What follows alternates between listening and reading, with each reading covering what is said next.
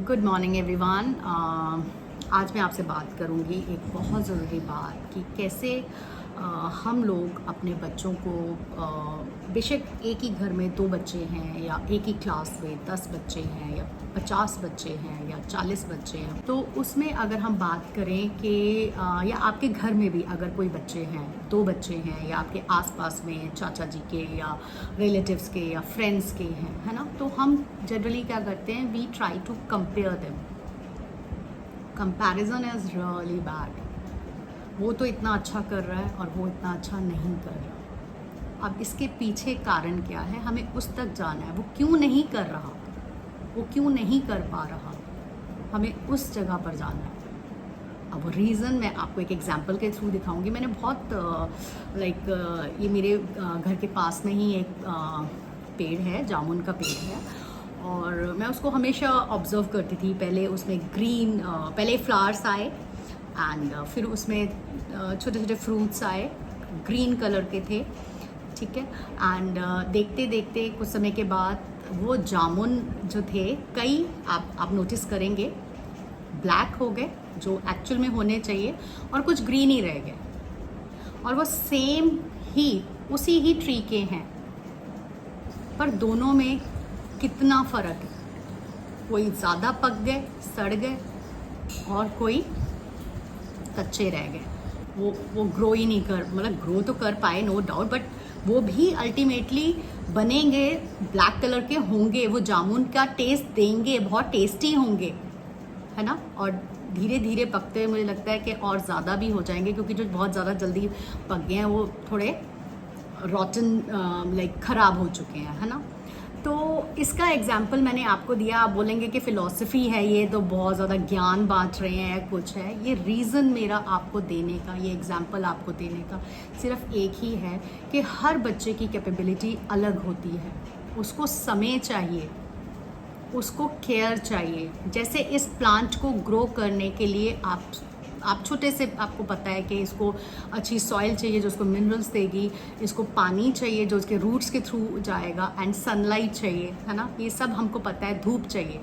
अब इस साइड में, क्योंकि ये मेरे घर की तरफ फेस कर रहा है, तो इस तरफ जो है सनलाइट नहीं आ रही है उसके पास। ये इसका दोष नहीं है कि जल्दी ग्रो क्यों नहीं किया, क्योंकि यहाँ तक सनलाइट पहुँची ही नहीं। पहुँची कहाँ, इस साइड में, जो आउटसाइड, मेरे घर से ऑपोजिट डायरेक्शन में जो था। तो सेम ये हमारी क्लासरूम में, ये इवन हमारे घरों में यही चीज़ हो रही है। ये हमारे कोचिंग सेंटर्स में यही चीज़ हो रही है। यहाँ तक ज्ञान पहुँचा ही नहीं है। इसमें बच्चे का कोई दोष नहीं है, इसमें उस जामुन का भी कोई दोष नहीं है जो अभी तक ग्रीन है। ये एग्जाम्पल, ये बहुत फिलोसफिकल एक टर्म लगता है यार, ये मैम मतलब क्या बोल रहे हैं, मतलब ये एक फिलोसफिकल टर्म है, बट ये रियलिटी है। ये कहीं ना कहीं जाने अनजाने में हम बच्चे को एक टैग करते जाते हैं, इसे तो आता ही नहीं है, ये कर ही नहीं सकता। ऐसा बिल्कुल नहीं है, ये हमारी गलती है। कहीं ना कहीं हम इसके लिए ये हमारा दोष है। एज अ पेरेंट मैं बोलूँगी, अगर मैं कहीं पे वो आ रही हूँ, और एज अ टीचर मैं अपने ऊपर ब्लेम लूँगी, या जो भी है मैं अपने ऊपर लूँगी कि मैं उस तक पहुँची ही नहीं हूँ, सनलाइट उस तक पहुँची ही नहीं है। वो उसको कन्वे करने का, उसको समझाने का तरीका जो है एक सनलाइट की तरह मैं उसको मानूंगी कि हमें उन बच्चों तक पहुँचाना है। तो don't do comparisons to your children, but एक हमने ऐसा मीडियम बनना है अपने बच्चों के लिए कि हम कहीं ना कहीं इतना तो कर पाएँ।